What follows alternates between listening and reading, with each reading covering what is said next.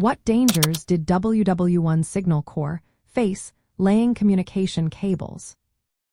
Imagine trying to build a vital communication link in the middle of a war zone. That's exactly what the Signal Corps had to do during World War I. They laid telephone and telegraph cables to keep armies connected. These cables carried messages, orders, and intelligence that could decide the outcome of battles. But the job was far from easy or safe. First, they worked in areas where fighting was happening.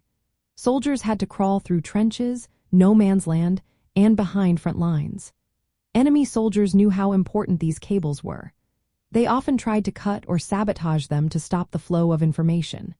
This meant Signal Corps workers faced constant danger from enemy fire like artillery shells, sniper bullets, and machine gun bursts. Their work was risky because if the cables were cut, communication could break down, causing chaos on the battlefield. Second, the terrain itself made the job dangerous. The ground was often muddy, waterlogged, and full of craters from shell explosions. Moving heavy reels of wire and equipment through this environment was tough and slow. Workers had to carry reels that could weigh hundreds of pounds, often in bad weather, making their task even more hazardous. Sometimes, they had to dig trenches or trenches filled with water, increasing the risk of accidents or injuries. Third, maintaining cables in the sea was another challenge. Special ships called cable ships laid and repaired underwater cables. These ships faced threats from mines, enemy submarines, and attacks from enemy ships.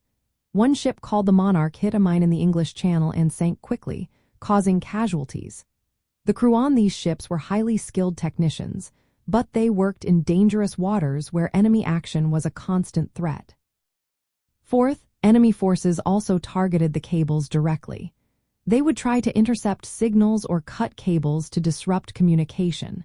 Signal Corps workers had to work quickly and often secretly to repair or lay new cables.